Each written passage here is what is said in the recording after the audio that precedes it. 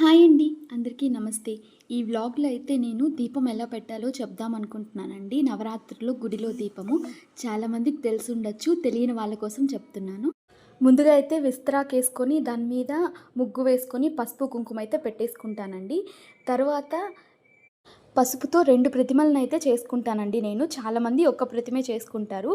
కానీ నేను ఒకటి వినాయక స్వామి రూపము, అలాగే ఇంకోటి గౌరీమాతగా 2 చేసుకుంటానండి.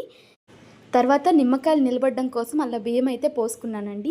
తర్వాత పూలతో అందంగా అలంకరించేసుకొని ధూపం, దీపం నైవేద్యం అయితే సమర్పించేస్తామండి. తర్వాత ఇంకా ప్రదక్షిణలైతే స్టార్ట్ చేసేస్తానండి. ఈరోజు నుండి మా అమ్మ కూడా నాతో పాటు వస్తున్నారు టెంపుల్‌కి. అంటే ఈరోజు నుంచి స్టార్ట్ చేస్తే 5 డేస్ వస్తాయండి. లాస్ట్ 5 డేస్ నవరాత్రులన్నట్టు. ఇంకా మీకు కూడా ఎవరికన్నా చేయాలని ఉంటే ఈరోజు నుంచి స్టార్ట్ చేసుకుంటే లాస్ట్ 5 డేస్ అంటే దసరా ముందు రోజుకి కౌంట్ వేసుకుంటే 5 డేస్ వస్తాయండి. అలా కూడా కుదరకపోతే దుర్గాష్టమి, మహర్నవమి, విజయదశమి 3 రోజులు చేసినా చాలా ఫలితం ఉంటుంది. Thank you so much for